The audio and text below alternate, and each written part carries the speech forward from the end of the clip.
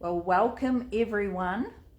Well, I have got the privilege of meeting today with Martin. Now, Martin has got a very cool name and he's going to tell you how he says his name. So, welcome, Martin. Thank you, Narissa. So, my name's actually quite simple. It's Martin. It's my surname that has a little bit of a challenge. It's Frauenstein, as in Steinlager. So it's Martin Frauenstein. And I came to New Zealand in 96. I arrived in January 96. And that was to redesign the National Property Database.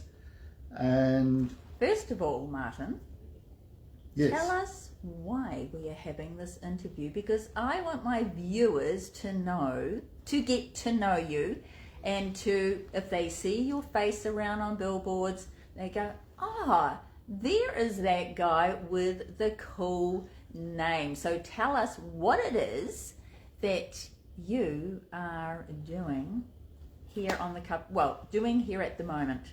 Right now, we have a local body election on the Kapiti Coast, and I'm standing for the Waikanae ward as a councillor, and the intention is to bring about change.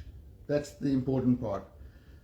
At the last local body elections, I stood on my own, and this time I'm standing with the team, We Love Kapiti, and so far all the fruits of working together in a team are making themselves known.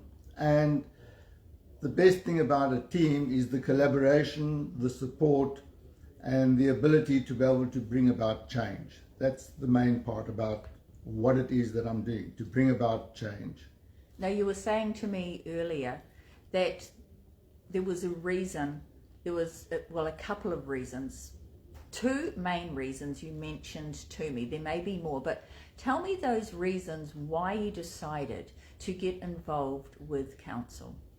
Well, I'm a small business owner here in Raumati Beach, and I'm also a person that's had experience in helping companies identify waste.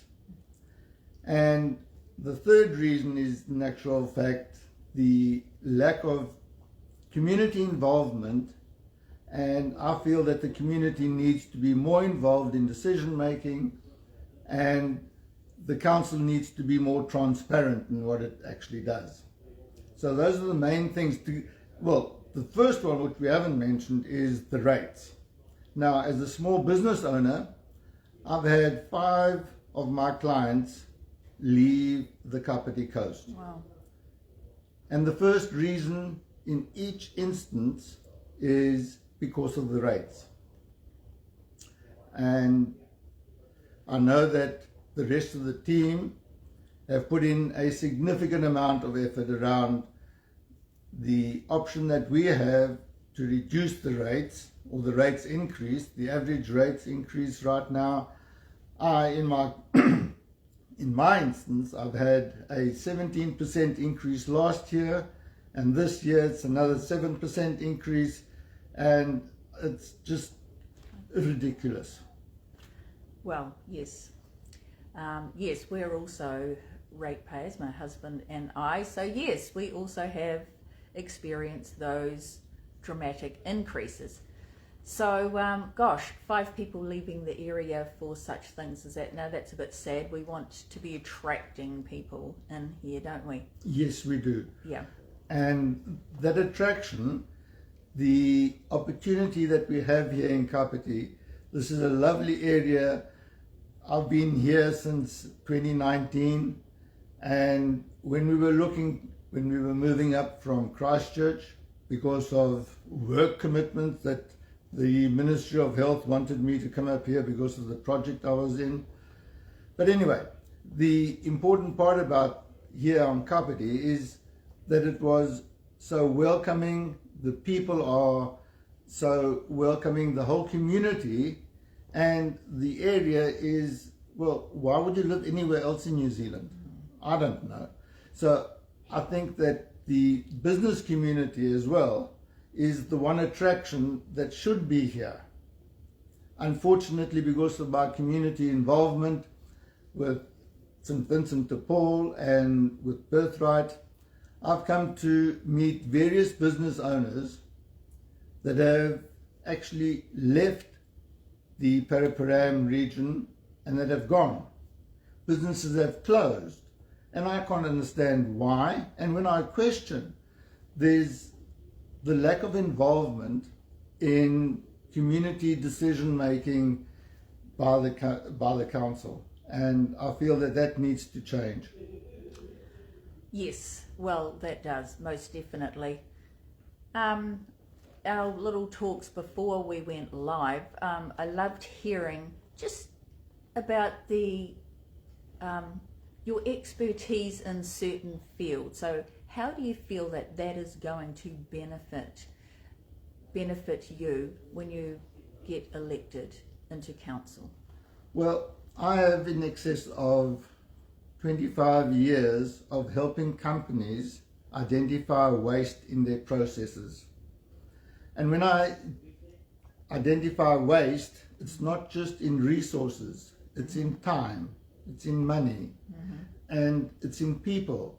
And this experience is something that I feel the Kapiti District Council can in actual fact gain efficiencies, and the amount of bureaucracy that's driving what KCDC does is far in excess to the actual company itself.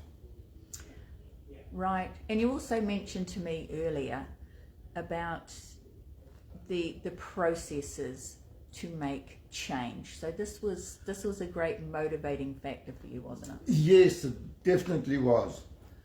Unfortunately, I was made aware that there was no accountability for decisions that the council had made, and I feel that the community needs to be more involved and the community voice needs to be heard. If I look at the coastal adaptation plan and the process around that and the long-term plan, and I just see the community being ignored, and I feel that they should be more involved. They should be involved with the building consents as to large developments. And I think that the Waikanae beach area, for argument's sake, the community invested in the area for a particular reason. And it's a great reason to have a batch, to have a seaside house and property that you actually live and enjoy the environment. And I don't think that those people should be ignored. I think they should be involved in deciding what kind of development should be. And that voice, I believe, is not being recognized. And I think that the community voice and the community input into the long-term plan, surely people come and live here for a reason. And that reason needs to be reflected in the plans. And it shouldn't be something that central government says you must do this, because as a father of 4 children, I understand that there's a valid answer which is not always acceptable, and that answer is no. So just as I had to train my children or be with my children and say, no, you can't do that, then maybe central government needs to be told as well, no, you can't do that. And speaking up for the community. My experience in health when I was with the Ministry of Health, the way to involve those people to actually get the hospital that we need. Our population requires a hospital, and the interaction that the council has with central government, having worked at the Ministry of Health, I'm aware of what the machinery of government actually is. And so it's a multifaceted approach, and the identification of the skills that I've picked up over the last 25 years of working with different companies, and it's not just in New Zealand. They were in Australia, in South Africa, in Asia, in America, the East Coast, West Coast, they are different. And each company appreciates the identification of where waste is, because waste is the one thing that only takes away, doesn't add anything to anybody. I can go on. I'm rather passionate about this. I love the passion, don't you? I mean, you can see that this is one passionate man that really does believe in what he is standing here for. And I really do believe that this is what we need in people that are representing us. So, wow.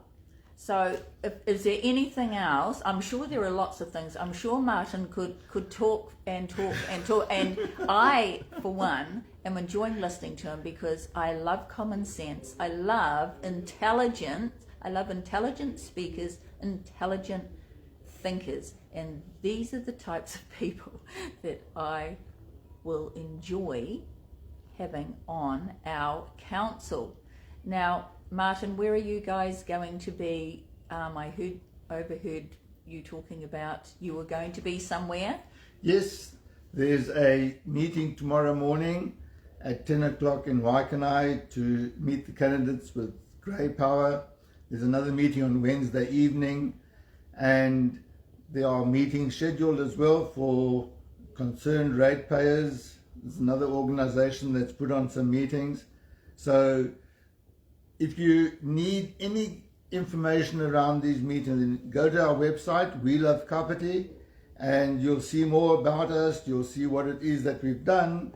And we have a great group of candidates. We've got Dean standing for mayor. We've got Joanne standing in district-wide. We have Brian standing in the Maori ward. I'm standing in Waikanae, together with Dean, who's also standing for the Waikanae ward. And we have Chris as well, that is who's standing for the Paraparam ward. So we have a group that can, together, when we are elected, we're the ones that can actually bring about change. We can have a majority together with one or two other councillors that are thinking just like we are. And I do believe that those councillors, together with us, we can bring about change. And all we need is a 1 next to our name, and maybe a 2, because there are 2 of us in some wards, and that we can only do that with your vote. And it's your vote on the ballot paper, 1, maybe 2, against our names, and we can bring about change. I love that. So the important thing is, folks, vote.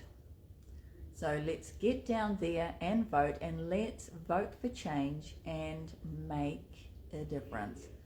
Well, I loved hearing from you today, Martin. I loved hearing your passion. So thank you for meeting with me, and all the best, and we'll be looking out for your face popping up on those billboards. So vote for Martin. We love Kapiti. Put that tick there, and Dean Harris for mayor. Wonderful. Thank you. Thank you, Narissa.